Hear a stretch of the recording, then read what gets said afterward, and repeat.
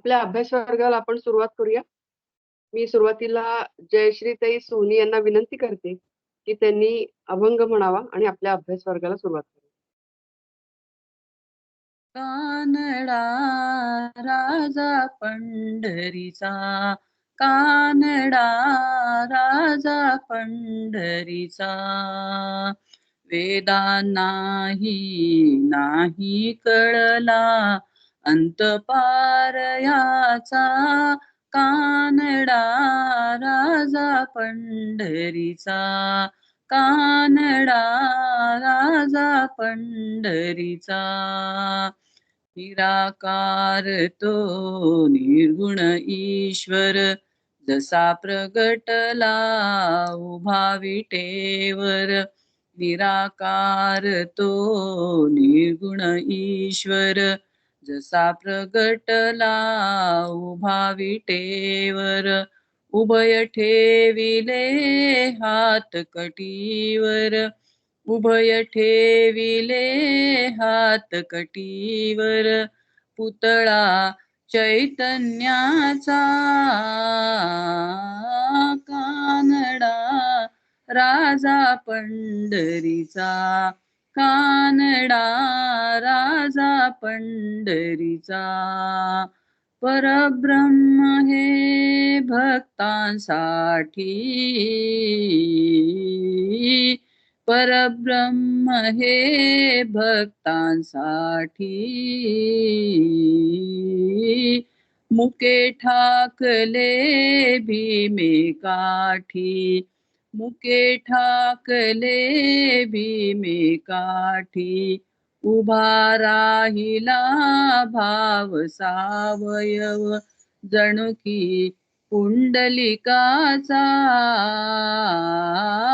कानडा राजा पंढरीचा, कानडा राजा पंढरीचा, हा नाम्याची खीर चाखतो, चोखोबांची गुरे राखतो, हा नाम्याची खीर चाखतो, चोखोबांची गुरे राखतो, पुरंदराचा हा परमात्मा, पुरंदराचा हा परमात्मा, वाली दामाजीचा,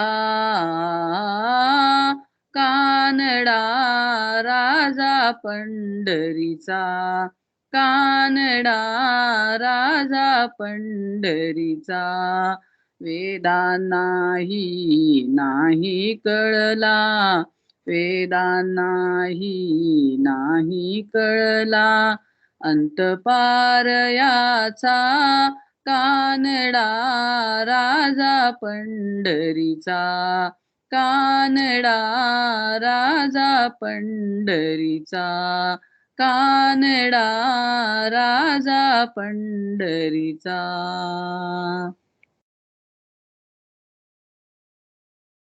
छान छान झाली सुरुवात. मी सुचेताला विनंती करते की तिने श्लोक आणि उभी वाचन करावी. 11 ते 15 श्लोक हे 14व्या अध्यायातले माऊलींनी एकत्र घेतलेले आहेत. तर आपण त्याचं आधी एकत्रच वाचन करूया आणि ओव्या 225 पर्यंत त्याचं वाचन करूया. हो, नमस्कार. आवाज ऐकू येतोय? हा, ओके. श्लोक 11वा. सर्वद्वारेषु देहेऽस्मिन् प्रकाश उपजायते, ज्ञानं यदा तदा विद्यात् विवृद्धं सत्त्वमित्युत, लोभः प्रवृत्तिरारम्भः कर्मणामशमः स्पृहा, रजस्येतानि जायन्ते विवृद्धे भरतर्षभ, अप्रकाशो प्रवृत्तिश्च प्रमादो मोह एव च, तमस्येतानि जायन्ते विवृद्धे कुरु नन्दन, यदा सत्त्वे प्रवृद्धे तु प्रलयं याति देहभृत्, तदोत्तमविदां लोकान् अमलान् प्रतिपद्यते, रजसि प्रलयं गत्वा कर्मसङ्गीषु जायते, तथा प्रलीनस्तमसि मूढयोनिषु जायते. माऊलींच्या ओव्यांचं वाचन करते. पै रजतम विजये सत्वगा देही इये वाढता चिन्हे तिये ऐसी होती जे प्रज्ञा आतुलीकडे न समाती बाहेरी वोसंडे वसती पद्मखंडे धृती धृतीजैसी सर्वेंद्रियांच्या अंगणी विवेक करी राबणी साचची करचरणी होती डोळे राजहंसापुढे चांचूचे आगरडे तोडी जेवी झगडे क्षीरनिराचे तेवी दोषादोष विवेकी इंद्रियेची होती पारखी नियमू बारे पायकी वोळगे तै नाईकणे ते कानची वाळी न पाहणे ते दिठीची गाळी अवाच्य ते टाळी जिभची गा वाती पुढा जैसे पळो लागे काळवसे निषिद्ध इंद्रिया तैसे समोर नोहे धाराधर काळे महानदी उचंबळे तैसी बुद्धी पघळे शास्त्र जाती आगा पुनवेच्या दिवशी चंद्रप्रभा धावे आकाशी ज्ञानी वृत्ती तैसी फाके सैंघ वासना एकवटे प्रवृत्ती ओहटे मानस विटे विषयावरी एवं तत्व सत्व वाढे तै हे चिन्ह पुढे आणि निधनही पडे तेव्हाची जरी तरीत जैसीची घरीची संपत्ती आणि तैसीचा औदार्य धैर्यवृत्ती मा परत्रा आणि कीर्ती का नोहावे का पहालेनी सुयाणे जालया परगुणे पढियंते ते पाहुणे स्वर्गोनिया मग गोमटे या तया जावळी असे धनंजया तेवी सत्व जाणी देहा के आथिगा जे सत्वगुणी उद्भट घेऊनी सत्व चोखट निगे सांडुनी कोपट भोगक्षम हे अवचटे ऐसा जो जाये तो सत्वाचाची नवा होये किंबहुना जन्मला हे ज्ञानिया माझी सांगपा धनुर्धरा रावो रायपणे डोंगरा गेलिया अपुरा होय काई नातरी येथीचा दिवा नेलिया सेजिया गावा तो तेथे तरी पांडवा दीपची की तैसी ते सत्वशुद्धी आगळी ज्ञानेसी वृद्धी तरंगावो लागे बुद्धी विवेकावरी पै महदादी परिपाटी विचारुनी शेवटी विचारासकटपोटी जिरोनी जाय 37 24 25 तिन्ही नुरोनी स्वभावे चतुर्थ जे ऐसे जे सर्वोत्तम झाले असे जया सुगम तया सवे निरुपम लाहे देह. सुरुवात करूया आपण. ब्रह्मानंदम परमसुखदम केवलम ज्ञानमूर्तिम द्वंद्वातीतं गगनसदृशं तत्त्वमस्यादिलक्ष्यम् एकं नित्यं विमलमचलं सर्वधी साक्षिभूतं भावातीतं त्रिगुणरहितं सद्गुरुं तं नमामि. गुरुर्ब्रह्मा गुरुर्विष्णु गुरुर्देवो महेश्वरः गुरुः साक्षात् परब्रह्म तस्मै श्री गुरवे नमः. अलंकापुरी पुण्यभूमी पवित्र तिथे नांदतो ज्ञान राजा सुपात्र तया आठवीता महापुण्य राशी. नमस्कार माझा सद्गुरु श्री ज्ञानेश्वरासी.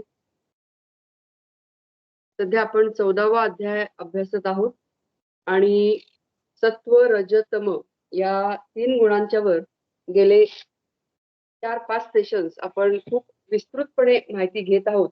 त्यामुळे बऱ्यापैकी आपल्याला या 3ही गुणांची माहिती झालेली आहे. तर आता इथून पुढे आणखीन भगवंत काय सांगतायत ते आपण बघणार आहोत. तर माऊलींनी हा 11 ते 15 एकत्र श्लोक घेतलेत, त्यामुळे आपण 11 ते 15 एकत्र श्लोकांचा अर्थ आधी बघूया आणि मग आपण त्याचा विस्ताराने अर्थ बघूया. तर भगवंत म्हणतात की या देहामध्ये सर्व इंद्रियांच्या ठिकाणी प्रकाश म्हणजे ज्ञान जेव्हा उत्पन्न होते तेव्हा सत्वगुणाची वृद्धी झाली आहे असे जाणावे.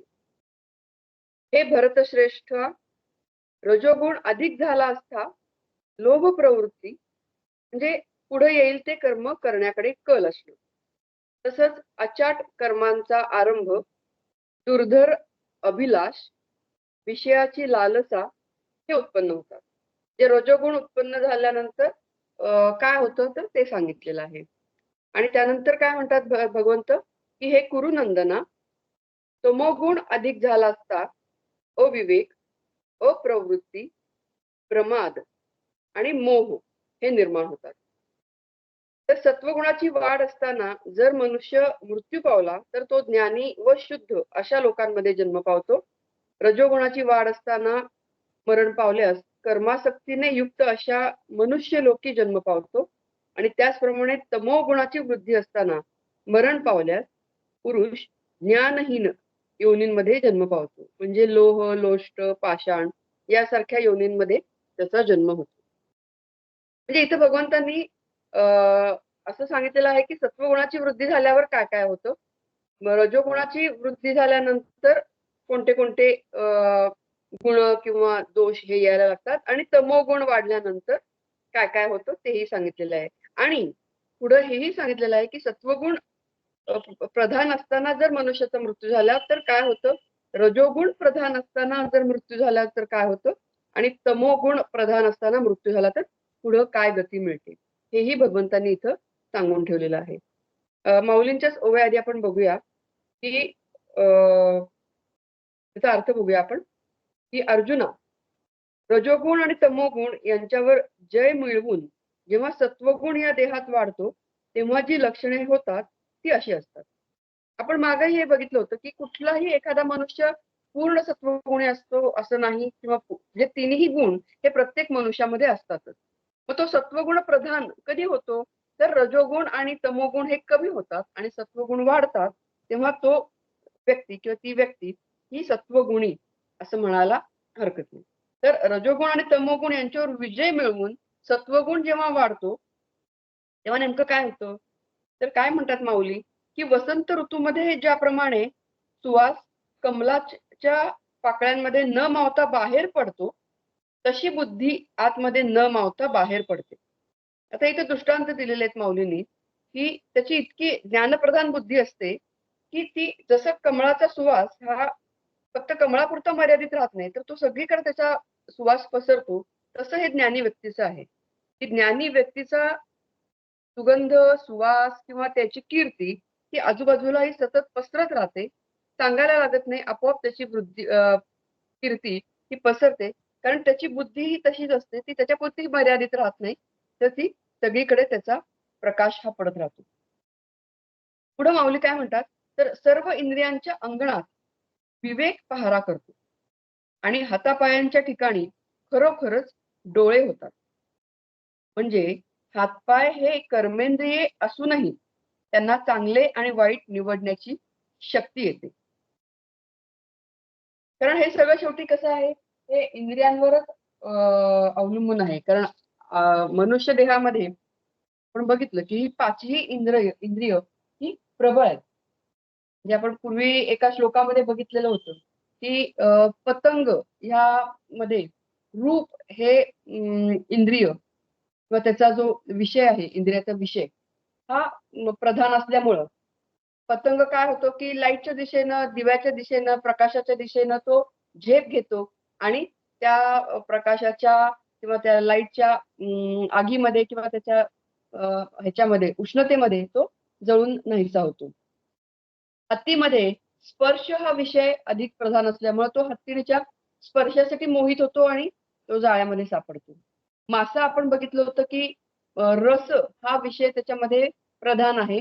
त्यामुळं त्याला पकडण्यासाठी गळ टाकला जातो. त्या गळाला एखादं असं खाद्य लावलं जातं आणि ते खाद्य खाण्याच्या हेतूनं मासा तिथे येतो आणि तो गळाला सापडतो. हरणामध्ये शब्द हा विषय प्रधान असल्यामुळं हरिण घंटानादाच्या दिशेनं ते पळत सुटतं किंवा म्युझिक एखादं लावलं जातं आणि त्या दिशेनं हरिण हे पळत सुटतं आणि ते जाळ्यामध्ये सापडतं. भुंग्याचं काय आहे तर गंध हा विषय त्याच्यामध्ये प्रधान आहे आणि त्यामुळे कमळाच्या गंधाच्या दिशेनं किंवा त्या तिकडे तो मोहित होतो. कमळावर बसतो आणि कमळाच्या पाकळ्या मिटल्या तरी तो तिथून उडून जात नाही. त्या कमळाला इजा करत नाही आणि तसंच तो अडकतो. तर हे 5 विषय हे एक-एकच विषय या मध्ये प्रबळ आहेत. पण मनुष्य देहामध्ये मात्र 5ही इंद्रिय ही प्रबळ आहेत आणि त्या 5ही इंद्रियांचे 5ही विषय हे प्रबळ आहेत. मग तिथं काय गरजेचं आहे? तर विवेक गरजेचा आहे. आणि म्हणून माऊली काय म्हणतायत, तर सर्व इंद्रियांच्या अंगणात कोण पहारा देतोय? विवेक पहारा देतोय. आणि हातापायांच्या ठिकाणी खरोखरच डोळे होतात. म्हणजे हात पाय हे काय आहेत? कर्मेंद्रिय आहेत. आणि हात पाय हे कर्मेंद्रिय असूनही त्यांना काय चांगलं आहे, काय वाईट आहे, हे निवडण्याची शक्ती येते.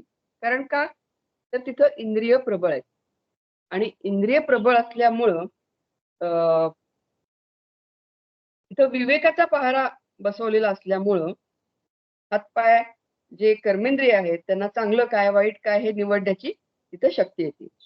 पुढं माऊलीने एक राजहंसाचा दृष्टांत दिलेला आहे.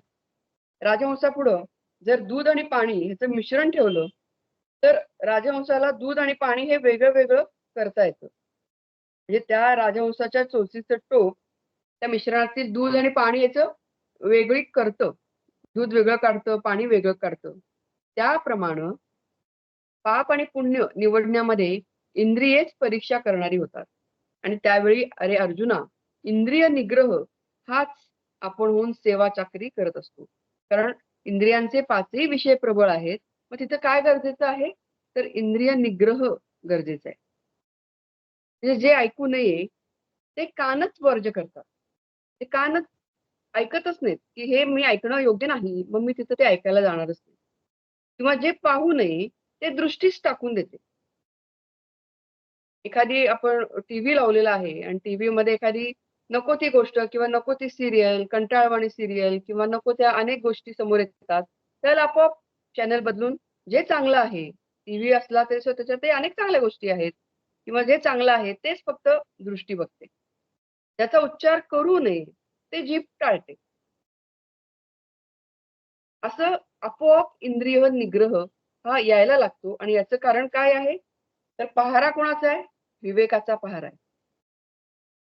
दिव्यापुढे जसा काळोख पळावयास लागतो, त्याप्रमाणे इंद्रियांसमोर निषिद्ध विषय हे येत नाहीत. ते जे काही वाईट आहे, ते इंद्रियांसमोर येतच नाहीत. पावसाळ्याच्या दिवसात जसा महानदीला अपरंपार पूर येतो, त्याप्रमाणे सर्व शास्त्रांमध्ये बुद्धी पसरते. अर्जुना, पौर्णिमेच्या दिवशी ज्याप्रमाणे चंद्राचा प्रकाश आकाशात सर्वत्र पसरतो, त्याप्रमाणे ज्ञानात वृत्ती सर्वत्र पसरते. वासना एकत्र होतात. एक ब्रह्मप्राप्तीविषयीचीच काय ती वासना असते. म्हणजे या ज्ञानी व्यक्तीला इतर कोणत्याही वासना नसतात. त्याचा इंद्रिय निग्रह इतका प्रबळ असतो, की त्याची जीभ हे नको ते गोष्टी बोलणारच नाही किंवा नको त्या गोष्टी ऐकणारच नाही. त्याचे कान, कान काय ऐकतील? तर फक्त भगवंताचं भजन ऐकतील. जीभ काय बोलेल? तर फक्त भगवंताचं नाम बोलेल. डोळे काय पाहतील? तर फक्त भगवंताचं रूप पाहतील. तर अशा प्रकारे त्याच्या वासना या एकत्र होतात आणि एकच वासना शिल्लक राहते आणि ती म्हणजे ब्रह्मप्राप्तीची वासना. संसाराकडे मनाची असलेली धाव ही कमी-कमी होते आणि मन हे विषयांना विटतं. ते नको वाटतं तिकडं कुठेही जायला विषयांकडं हे त्याचं मन धावत नाही. आणि याप्रमाणे मग असं जर झालं तर याचा अर्थ काय झाले? तर सत्वगुण वाढलेला आहे. आणि जेव्हा सत्वगुण वाढतो, तेव्हा ही लक्षणे खरोखर दिसतात. आणि अशा स्थितीत जर मृत्यू घडला, तर जशी घरामध्ये विपुल संपत्ती आहे आणि त्याचप्रमाणे त्या संपत्तीवाल्याची वृत्ती उदार असून त्याच्या अंगी धैर्य आहे, तर मग इहलोकात कीर्ती आणि परलोकात सुख त्यास का मिळू नये? कारण ह्या सत्वगुण वाढलेला आहे. त्या व्यक्तीचा, ह्या ज्ञानी व्यक्तींचा सत्वगुण हा वाढलेला आहे.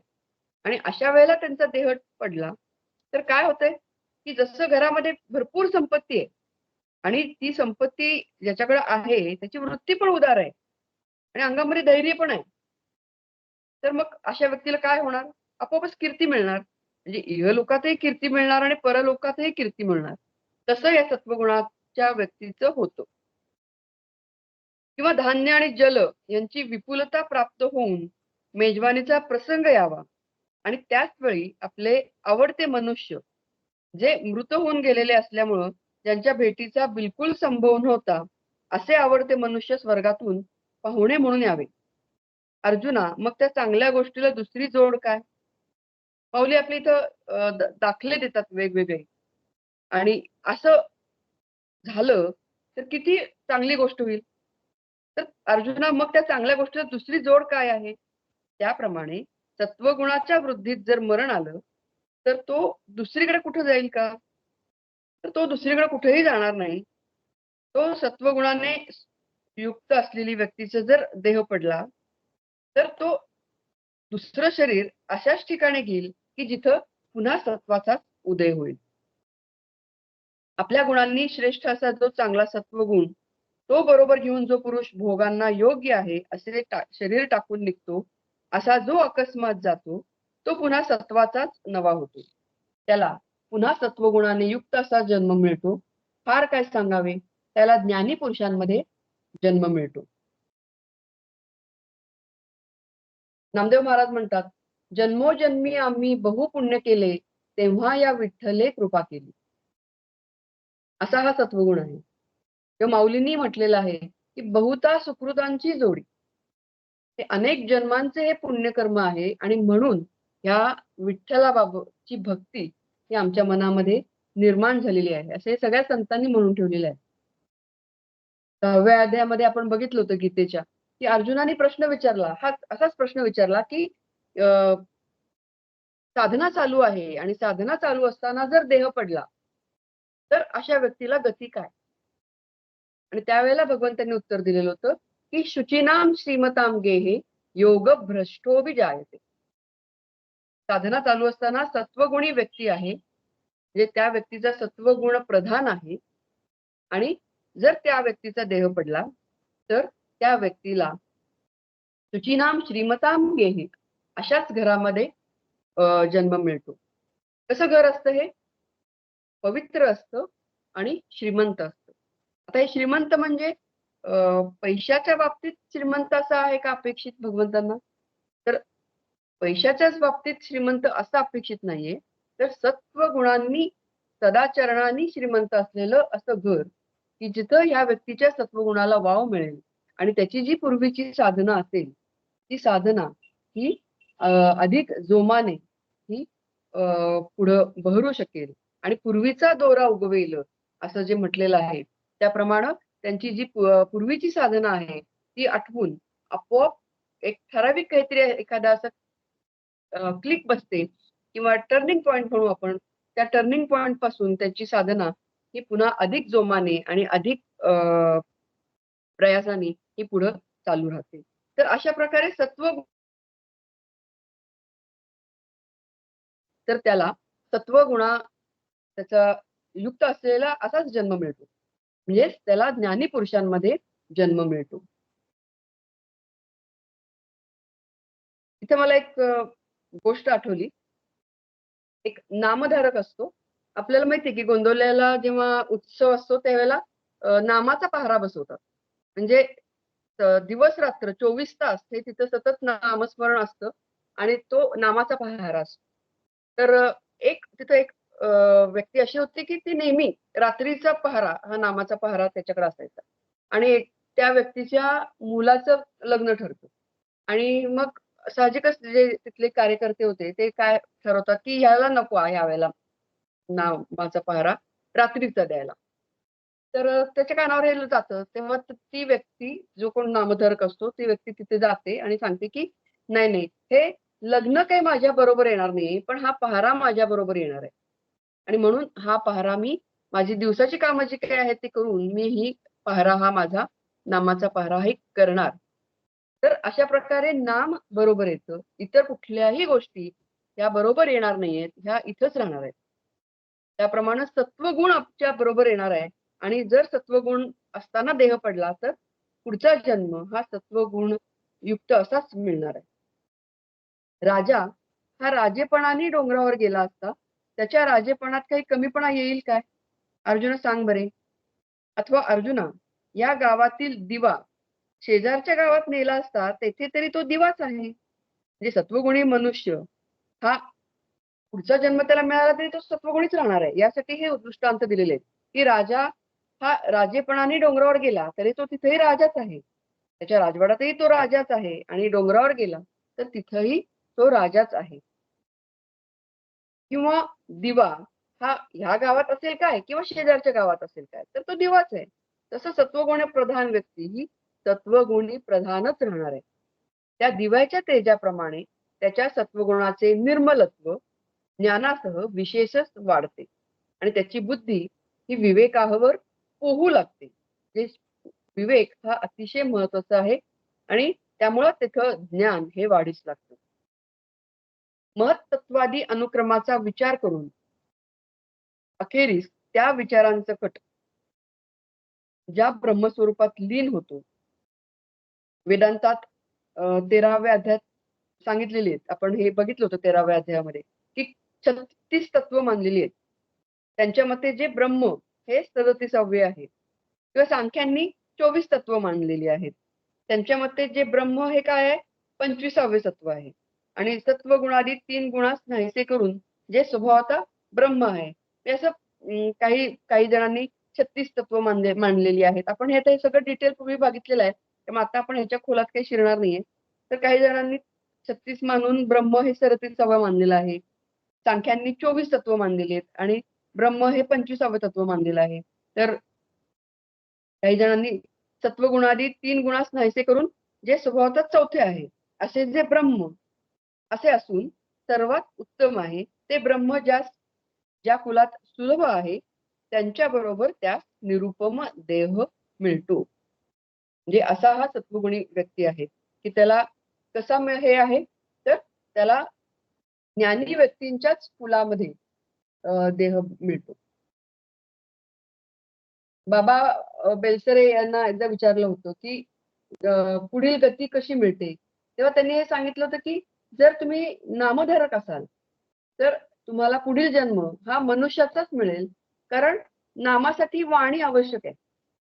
त्यामुळं वाणी ह्या जन्मामध्ये तुम्ही जर अखंड नामस्मरण केलं असेल आणि जर देह पडला असेल आणि अजून शेवटच्या टप्प्याला पोचलेलो नसेल तर पुढचा जन्म हा मनुष्याचा मिळेल. कारण काय आहे तर वाणी ही फक्त मनुष्य जन्मामध्येच आहे आणि म्हणून पुढचा जन्म हा ह्याचाच मिळू शकतो.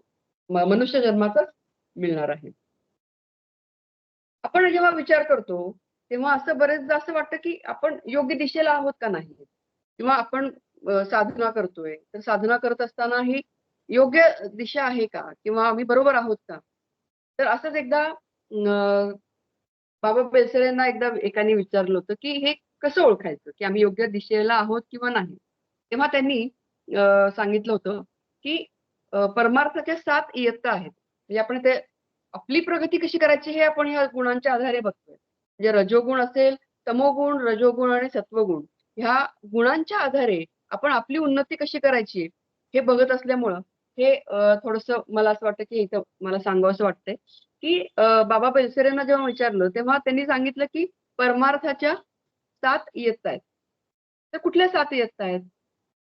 तर पहिली गोष्ट म्हणजे काय की इथं सतत नामस्मरण तुम्ही करता आहात हे गृहीत धरलेलं आहे. आणि मग काय होतं की श्री महाराजांची किंवा गुरूंची तुमच्या सद्गुरूंची ही कुठल्याही कारणाने ही भेट होते. म्हणजे ह्याचा अर्थ तुम्हाला शाळेत दाखला मिळाला. म्हणजे तुमच्या सद्गुरूंची भेट होणं, श्री महाराजांची भेट होणं म्हणजे तुम्हाला शाळेत दाखला मिळाला. आता इथं कुठेही कॅपिटेशन फी नाहीये. इंग्लिश मीडियमच्या शाळांना आपण जेव्हा ऍडमिशन घेतो तेव्हा तिथं आपल्याला कॅपिटेशन फी भरावी लागते. पण इथं कुठलीही फी नाही. पण तुम्हाला महाराजांची भेट झाली, तुमच्या सद्गुरूंची भेट झाली आणि म्हणजे तुम्हाला शाळेत दाखला मिळाला. मग पहिली इयत्ता काय आहे? तर महाराजांच्या बद्दल, सद्गुरूंच्या बद्दल आदर असणं ही पहिली इयत्ता आहे. दुसरी इयत्ता काय आहे? तर महाराज आहेत हा विश्वास असणं ही दुसरी इयत्ता आहे. आता दुसऱ्या इयत्तेत काय होतं की आहेत महाराज आहेत पण कधी-कधी विकल्पही येतो मनात. कधी-कधी नाही आहेत का असंही वाटतं. म्हणजे आहेत हा विश्वास आहे. पण कधी-कधी मनात विकल्पही येतो. ही झाली दुसरी इयत्ता. तिसरी इयत्ता काय आहे? तर श्रद्धा. म्हणजे विकल्प जे यायचे दुसऱ्या इयत्तेमध्ये ते विकल्प हे कमी-कमी व्हायला लागतात आणि महाराज आहेतच ही श्रद्धा ही दृढ व्हायला लागते. ही झाली तिसरी इयत्ता. चौथी इयत्ता काय आहे? तर निष्ठा म्हणजे कन्व्हिक्शन. म्हणजे महाराज आहेतच, तेच माझं कल्याण करणार, ही निष्ठा. आणि भक्तीला इथून सुरुवात होते. प्रेम इथून निर्माण व्हायला लागतं आणि निष्ठा ही दृढ व्हायला झालेली असते. पाचवी इयत्ता काय आहे? तर धारणा. जेथे जातो तेथे तू माझा सांगाती, याची प्रचिती यायला लागते आणि अनन्य शरणागती असते. ही झाली पाचवी इयत्ता. सहावी इयत्ता काय आहे? ध्यान. आणि सातवी इयत्ता म्हणजे समाधी. इथं देहाचा पूर्ण विसर पडतो. आणि बाबा बेलसरे हेही सांगतात, की एकेका इयत्तेला एक एक जन्म लागतो. जिथे कुठेही घाई करण्याची गरज नाही किंवा बळजबरी करण्याची गरज नाहीये. तर एकेका इयत्तेला एक एक जन्म लागणार आहे हे गृहीत धरून आपण पुढे आपलं हे करायला हवी. आणि या शाळेचं गंमत कशी आहे, की आपण इतर शाळांमध्ये समजा एखादा मुलगा 5वीत असेल, तर वडिलांची बदली झाली. नवीन ठिकाणी गेल्यानंतर त्या मुलाला ॲडमिशन कुठे मिळेल? 5वी संपल्यानंतर 6वीत मिळेल. जरी शाळा बदलली तरी 6वीत ॲडमिशन मिळेल. पण इथं तसं नाहीये. इथं काय आहे, जर नीती धर्माशी दंगामस्ती केली, तर 4थ्या मधून 3री मध्ये पण अ, पाठवलं जाऊ शकतं. त्यामुळं आचरण हे नीती धर्माला अनुसरून असणं हे खूप गरजेचं आहे. नाहीतर ते सापशिडीच्या खेळात जसं दाखवला जातो, तसं सापाच्या तोंडापाशी आलं आणि त्यानं गिळलं, तर ते खालीही घसरू शकतं. कारण शेवटी पुन्हा तेच आहे, की इंद्रिय ही खूप प्रबळ आहेत आणि विषयासक्त आहेत.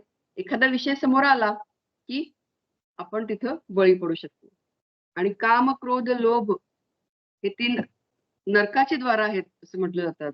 आणि त्यामुळं खूप सावध असणं प्रत्येक इयत्तेला हे खूप गरजेचं आहे. जसं बाबा बेलसर यांनी सांगितलं तसं तात्यासाहेब केतकर यांनी सुद्धा 7 इयत्ता सांगितलेल्या आहेत परमार्थाच्या. त्यांनी कुठल्या सांगितल्या? तर गोंदावल्याला जाण्याची किंवा टाळ हातात घेण्याची लाज वाटेनाशी झाली. ही पहिली इयत्ता. म्हणजे जावंसं वाटायला लागलं किंवा जायचं लाज वाटेनाशी झाली. ही पहिली इयत्ता. दुसरी इयत्ता म्हणजे त्याची आवड निर्माण झाली. पुन्हा जावंसं वाटायला लागलं. तिसरी इयत्ता म्हणजे नाद निर्माण होणे किंवा त्याचा शीण न वाटणे. नाम घेण्याचं शीण न वाटणं. ही तिसरी इयत्ता म्हणलेली आहे त्यांनी. आणि चौथी इयत्ता म्हणजे नादाचं रूपांतर वेडात होणं. लोक काय म्हणतील याची तमा नसणे म्हणजे चौथी इयत्ता. आणि 5वी इयत्ता म्हणजे अत्यंतिक प्रेम वाटणं. भगवंताविषयी, महाराजांविषयी, आपल्या सद्गुरूंविषयी अत्यंतिक प्रेम वाटणं ही 5वी इयत्ता आहे. आणि सतत स्मृती त्यांचीच असणं किंवा त्याचा वियोग सहन न होणं, त्या सद्गुरूंमधले दोष न दिसणं ही 5वी इयत्ता आहे. आणि 6वी इयत्ता म्हणजे अनन्य शरणागती आणि 7वी इयत्ता म्हणजे सद्गुरू कृपा किंवा भगवत दर्शन ही 7वी इयत्ता. श्री ब्रह्मानंद महाराज हे गोंदवलेकर महाराजांचे शिष्य, परमशिष्य. ते इतकी त्यांची श्रद्धा होती, की गदगहून ते कोरेगावला 12 तास प्रवास करून जायचे. तेव्हा कुणाशीही बोलायचे नाहीत. सतत नामस्मरण करत राहायचे. आणि कोरेगावपासून गोंदवलेपर्यंत पूर्वी काही वाहनं नसायची. कोरेगावला रेल्वेतून उतरलं, की पुढं काही वाहनं मिळायची नाहीत. मग चालत जायचं. तर चालत हे अनवाणी जायचं. म्हणजे टांगे वगैरे असायचे थोडेफार, पण हे चालत जायचे. आणि कसं तर अनवाणी. फक्त गेल्यानंतर माणगंगेवर अंघोळ करायची, महाराजांचं दर्शन घ्यायचं आणि मगच ते पाणी घ्यायचे. आणि मग त्यानंतर अन्नाची व्यवस्था करायची. आणि नेहमी येतानाचं तिकीट ते काढून यायचे. पण परतीचं तिकीट कधी काढायचे नाही. म्हणजे ते महाराजांच्या इच्छेनं परत जाऊ असं असायचं. तर हे थोडंसं अशा पद्धतीनं आपण आपला सत्वगुण वाढवण्यासाठी प्रयत्न करणं हे गरजेचं आहे. आणि या सगळ्यामध्ये सगळ्यात महत्वाचं काय आहे? तर भगवंताची कृपा, सद्गुरूंची कृपा असणं हे गरजेचं आहे. आणि सद्गुरूंची कृपा जर असेल, तर हळू जे आपले दुर्गुण आहेत, ते भगवंताच्या कृपेने, सद्गुरूंच्या कृपेने हे कमी व्हायला लागतात. असंच एक उदाहरण सांगते. 1900 साल होतं आणि पुण्यामध्ये कामशेतमध्ये एका व्यक्तीला महारोग झाला.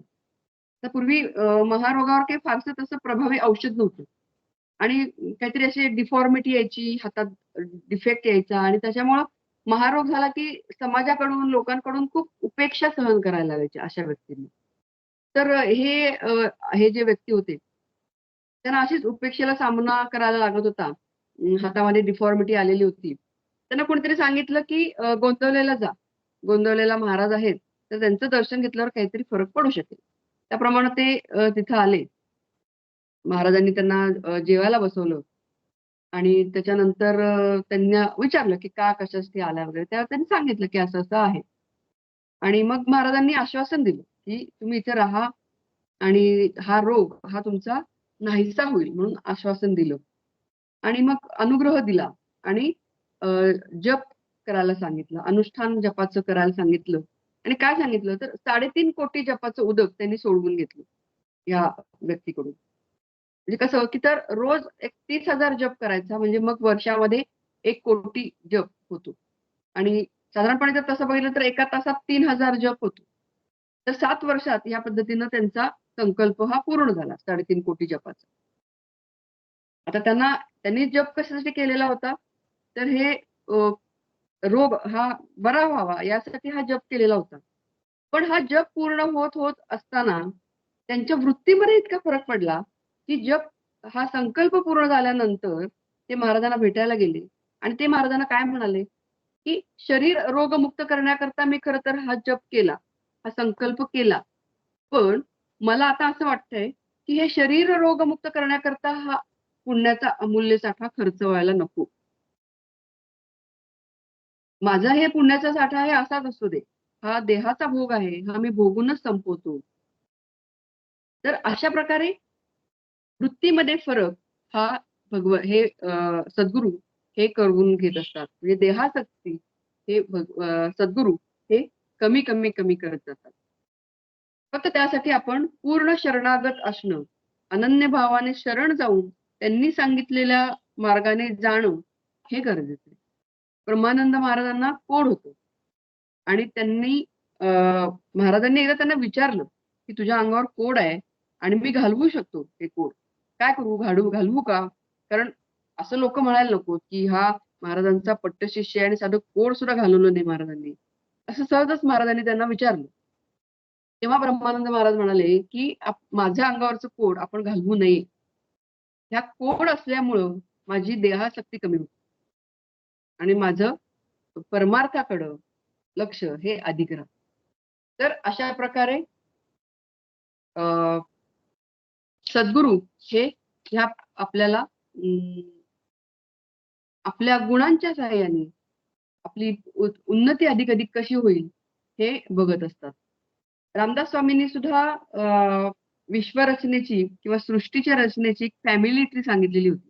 म्हणजे परब्रह्मापासून पुरुष प्रकृती, शिवशक्ती आणि त्यांच्यापासून हे 3 गुण, सत्वगुण, रजोगुण आणि तमोगुण. सत्वगुण हा कसा आहे? विष्णू हा सत्वगुणाचा अधिष्ठाता आहे. ब्रह्मदेव हा रजोगुणाचा अधिष्ठाता आहे आणि महादेव हा तमोगुणाचा अधिष्ठाता आहे. आणि ह्यांची पंचमहाभूत हे यांची मुलं म्हणजे 5 नातू म्हटलेले आहेत. आकाश, वायू, जल, अग्नी, पृथ्वी हे 5 नातू आहेत. तर हा तमोगुण हा काय आहे? धाकटा मुलगा आहे. हे रामदास स्वामींनी म्हटलेलं आहे बरं का. की तमोगुण हा काय आहे? धाकटा मुलगा आहे. पण आता नेमकं काय झालंय तर तोच प्रबळ झालेला आहे. आणि त्यामुळं तमोगुण प्रबळ झाल्यामुळं मूळ प्रकृती पुरुषांचा म्हणजेच आई-वडिलांचा विसर पडलेला आहे. आणि म्हणून सत्वगुण वाढवणं, म्हणजे जो सत्वगुण हा काय आहे? हा मोठा मुलगा आहे. आणि सत्वगुण वाढवणं हे गरजेचं आहे. आणि यासाठी आम्हाला आमच्या संतांचा आदर्श हा समोर ठेवला पाहिजे. संतांचे काय गुण होते, हे आम्ही आमच्यामध्ये आणण्याचा प्रयत्न केला पाहिजे. तर साधी वृत्ती हा संतांचा गुण आहे. लीनता हा संतांचा गुण आहे. किंवा सहनशीलता, निरलसता, संतोष कुठल्याही प्रसंगामध्ये त्यांचा संतोष कधी ढळत नाही. आर्जव, जनप्रियत्व किंवा कुठलीही गोष्ट अगदी मनापासून करणं. आल्या गेल्याचा झालं गेलं जे काही असेल त्याचा विसर पडणं आणि पुढच्या गोष्टीचा विचार करणं किंवा व्यवहाराचा उपयोग हा परमार्थासाठी करायचा. व्यवहाराचा उपयोग हा परमार्थासाठी करायचा. प्रपंचालाच भगवंताकडे वळवा. भगवंत सतत आपल्या जवळ आहे ही जाणीव ठेवणं हे गरजेचं. परमेश्वरच आधार आहे अशी जर वृत्ती झाली तर तेच खरं नामस्मरण होतं. कारण 24 तास आपण नामस्मरण करू शकत नाही. पण सतत भगवंत आमच्या बरोबर आहेत किंवा सतत सद्गुरू आमच्या बरोबर आहेत ही जर वृत्ती झाली तर हे खरं नामस्मरण आहे. आणि भगवंतापाशी सद्गुरूंपाशी काहीही मागू नये. आपल्यासाठी जे योग्य आहे ते भगवंत देणारच आहे. आणि नामाने प्रत्यक्ष भगवंत घरी येत असताना प्रापंचिक सुख मागणं म्हणजे कामधेनू मिळत असताना गाढव मागण्यासारखं आहे असं संतांनी म्हटलेलं आहे. त्यामुळं काहीही न मागता हे भगवंताला सद्गुरूंना शरण जाणं हे गरजेचं आहे. तर अशा प्रकारे सत्वगुण वाढवायचा आहे. सत्वगुण वाढवल्यानंतर काय काय होतं तेही भगवंतांनी सांगितलेलं आहे. आता आपण रजोगुण वाढवल्यावर काय नेमकं होतं आणि त्याचे गुण काय आहेत तेही बघूया आपण. मी सुचेताला विनंती करते की 226 पासून पुढे तिनं वाचन करावं.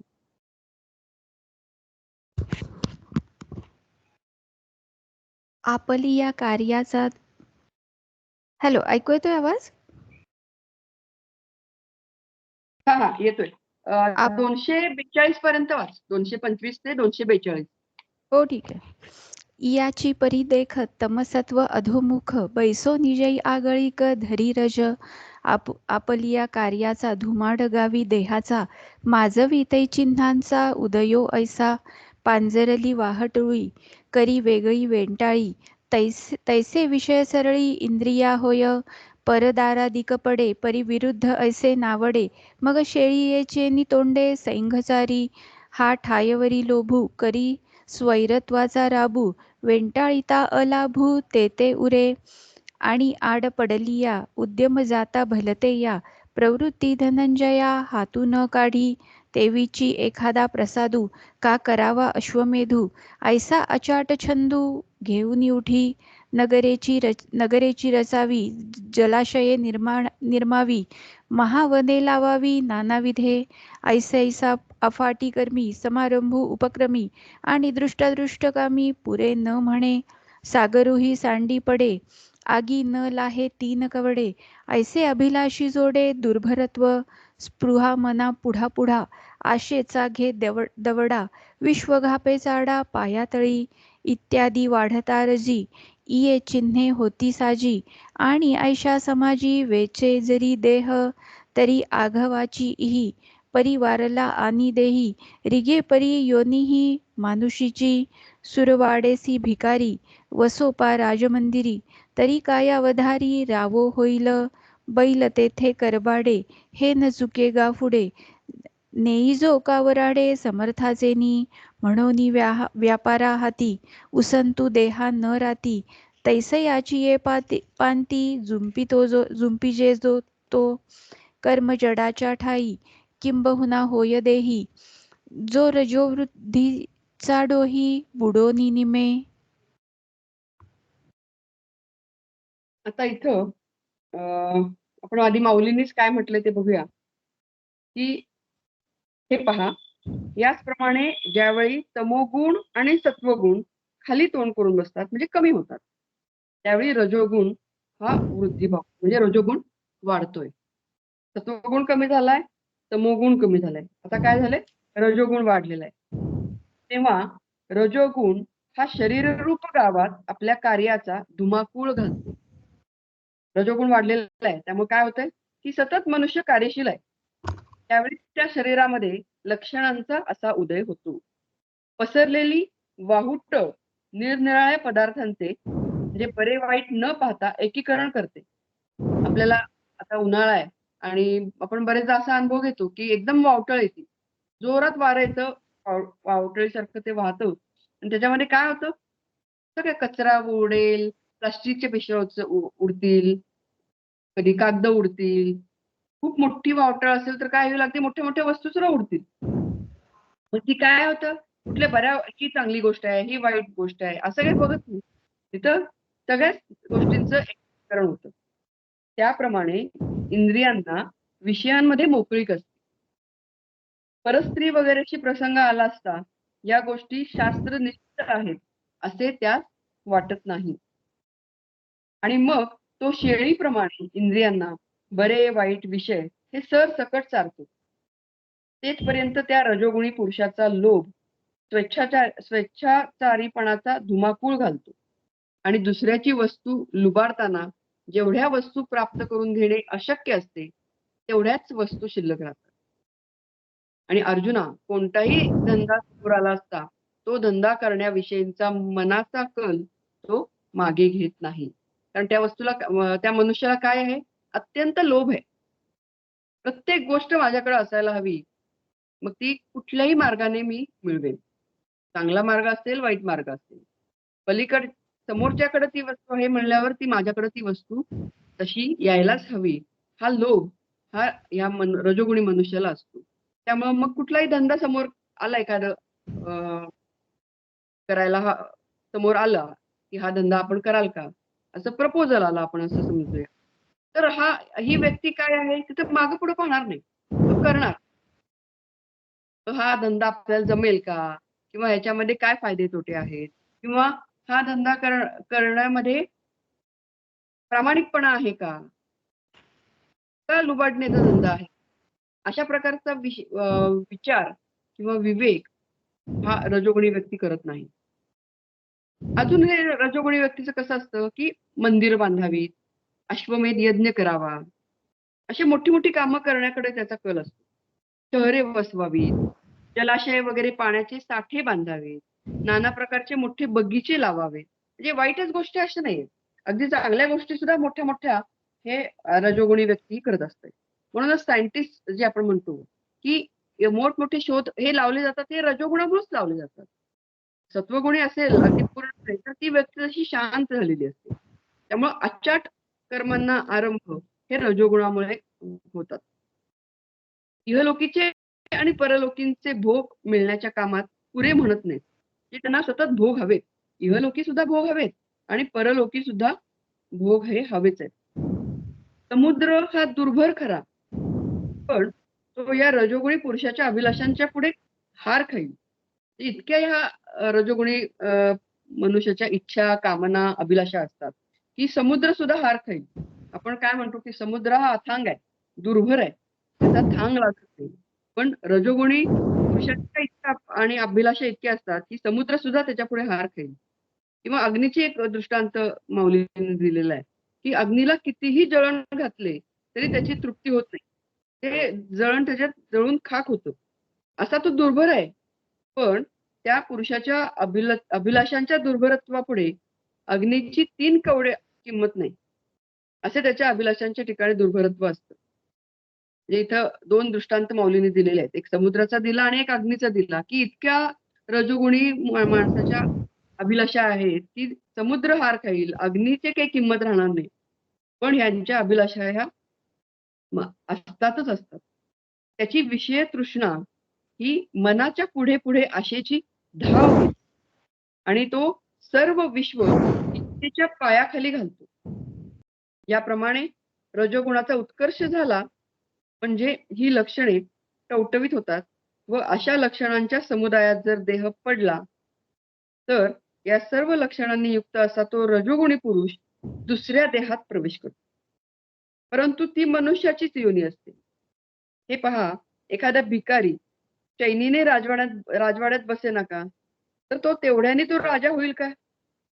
किंवा बैलाला जरी श्रीमंतांच्या लग्नाबरोबरच्या मंडळींनी नेला, तरी त्याच्या कपाळाचा कडबा खरोखर चुकत नाही. म्हणजे भिकारी जरी राजवाड्यात जाऊन बसला, तरी तो भिकारीच आहे. किंवा बैल हा जरी श्रीमंतांच्या लग्नामध्ये मिरवतोय, पण त्याला खायला काय मिळणार आहे? त्याला काय लाडू, जिलेबी मिळणार नाहीये खायला. त्याला कडबाच खायला मिळणार आहे. मग त्याला तो गाडीला त्याला जोडलेलं असतं. त्यामुळे गाडीवर जो काही भार असेल, तोच त्या बैलाला वाहून न्यायचा आहे. आणि त्यामुळं रजोगुणी व्यक्ती जरी अ, रजोगुण त्याचा वाढलेला आहे आणि अशा वेळेला त्यांनी देह ठेवला तरी त्यांना गती काय आहे, तर पुन्हा रजोगुणी रजोगुण प्रधान असलेल्या कुळातच त्याला जन्म मिळतो. म्हणजे व्यापारामुळे ज्यांना रात्रंदिवस विसावा मिळत नाही अशा प्रकारच्या लोकांच्या पंक्तीस त्याला जुंपलं जातं किंवा अशा कुळामध्ये त्याचा जन्म होतो. फार काय सांगावे, तर रजोगुणांनी बनलेल्या वृत्तीच्या उत्कर्ष रूपी डोहात बुडून हा मरण पावतो किंवा कर्मठांच्या कुलात त्याचा जन्म होतो. तर अशी रजोगुण प्रधान असलेल्या व्यक्तीची गती ही माऊलीने सांगितलेली आहे. रजोगुण वाढला तर नेमकं काय होतं, तर लोभ वाढतो, प्रवृत्तीपर स्वभाव असतो, कर्माचा आरंभ करण्याकडे स्वभाव असतो, अशांतता असते आणि विषय भोगाची लालसा उत्पन्न होते. म्हणजे आपण हे बघितलं की रजोगुण वाढला की आपोआप सत्वगुण आणि तमोगुण यांचा प्रभाव हा कमी कमी होतो आणि अंतःकरणामध्ये हे आता आम्ही सांगितले ते की लोभ, कर्म प्रवृत्ती, अशांती, स्पृहा हे रजोगुणाचे विकार हे निर्माण व्हायला लागतात आणि मग अशा व्यक्तीचं मन हे रजोगुण प्रधान आहे हे आपण ओळखावं. लोभ म्हणजे काय, तर दुसऱ्याच्या मालकीचं द्रव्य किंवा वस्तू ही प्राप्त करण्याची इच्छा म्हणजे लोभ. यामुळे दुसऱ्याची संपत्ती, वस्तू लुबाडण्याची वृत्ती निर्माण होते आणि कितीही मिळवलं तरी तृप्ती नाही, संतोष नाही. त्यामुळे सतत अधिक अधिक अधिक मिळवण्याची हाव ही वाढतच राहते आणि त्यामुळे मनुष्य हा अतृप्तच राहतो. मनुष्यामध्ये स्वतःच्या मालकीची वस्तू त्याग करण्याची प्रवृत्ती नसते. म्हणजे आपली वस्तू ही दुसऱ्याला द्यायची ही कल्पनाच त्याला सहन होते आणि यामधूनच वस्तूंचा संचय करण्याकडे वृत्ती ही प्रबळ होते आणि एखादी गोष्ट द्यायची वेळ आली तर मात्र अशी व्यक्ती ही व्याकुळ होते, अस्वस्थ होते. म्हणजे माझं आहे ते माझंच आहे, पण दुसऱ्याचंही माझंच आहे, दुसऱ्याचं जे आहे तेही माझंच आहे, अशी जी वृत्ती आहे त्याला लोभ म्हणतात. ही रजोगुणामध्ये वाढलेली असते. दुसरं काय आहे, तर प्रवृत्ती. प्रवृत्ती म्हणजे काय, तर सर्वसाधारण इंद्रियांचं सर्व सांसारिक व्यापार करण्याची वृत्ती निर्माण होणे म्हणजे प्रवृत्ती. म्हणजे मनामध्ये जर रजोगुण वाढला तर आपोआपच अनेक प्रकारच्या विषयांचा उपभोग घेण्याची कामना निर्माण होते. आपण सत्वगुण वाढलेला असताना बघितलं की इंद्रियांचे विषय जे आहेत ते कुठं वळवलेले आहेत सगळीकडं, हे भगवंताकडे वळवलेले आहेत. पण इथं काय होतं, तर प्रत्येक विषय हा उपभोग घ्यावा ही इच्छा निर्माण होते आणि मग ती इच्छा पूर्ण करण्यासाठी अनेक प्रकारच्या लौकिक कर्मांच्या मध्ये प्रवृत्त होतो. म्हणजे मला पैसा मिळवायचा आहे.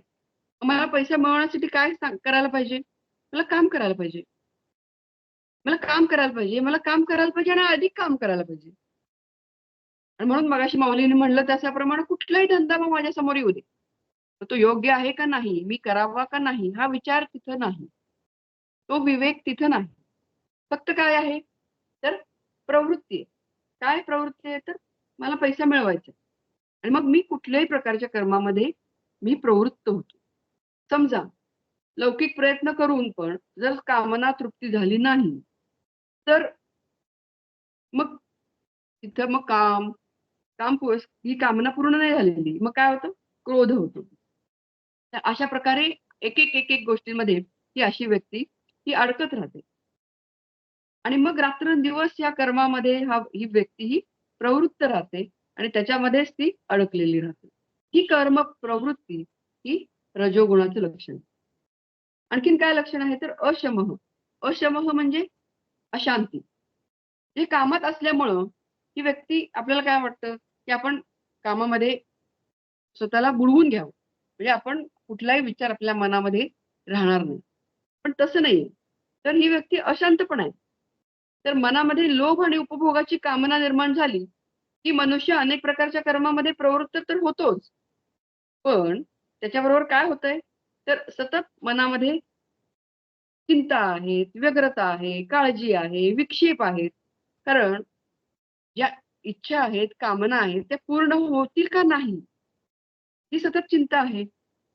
मी धंदा जो चालू करलेला आहे त्यामध्ये मला यश मिळेल का नाही ही काळजी आहे.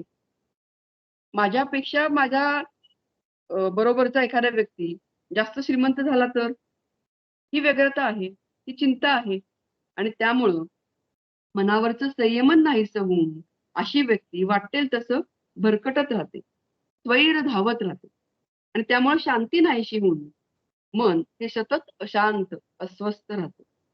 हा रजोगुणाचा परिणाम आहे. स्पृहा, स्पृहा म्हणजे काय? तर काहीही दिसलं, कोणताही विषय पाहिला, की त्याचा उपभोग घ्यावा, ही इच्छा म्हणजे स्पृहा. माझ्या शेजाऱ्याकडं गाडी आली, मला गाडी हवी. माझ्या शेजारणीकडं एखादी छान साडी आणली, मला त्याच प्रकारची साडी घ्यायला हवी. एखादी कुडी त्या शेजारणीने घेतली, की मलाही तसाच दागिना हवा. ही स्पृहा आहे. आणि मग या सगळ्यांमध्ये ही रजोगुणी व्यक्ती ही अतिशय अडकलेली राहते. लोभ प्रवृत्ती, कर्माशक्ती, अशांती, स्पृहा या सगळ्यामुळं या वृत्ती या मनामध्ये निर्माण होतात आणि अशा वेळी हा रजोगुण वाढलेला आहे असं समजायला काही हरकत नाही. तर आज आपण आता फक्त 2 गुण बघितले, सत्वगुण आणि रजोगुण. आणि सत्वगुण वाढल्यानंतर काय होतं आणि रजोगुण वाढल्यानंतर काय होतं? म्हणजे लोभ आणि आसक्ती आणि त्यामुळं कर्मासक्ती आणि कर्मासक्ती आहे, पण शेवटी पुन्हा मनही अशांत आहे, स्पृहा आहे. या सगळ्यामध्ये हे रजोगुणी व्यक्ती ही अडकलेली आहे. तर तमोगुण आणि त्याच्यामुळं काय होतं, गती कुठली मिळते, हा आपण पुढच्या वेळेला बघूया. आज आपण इथेच थांबूया. श्री कृष्णार्पणमस्तु.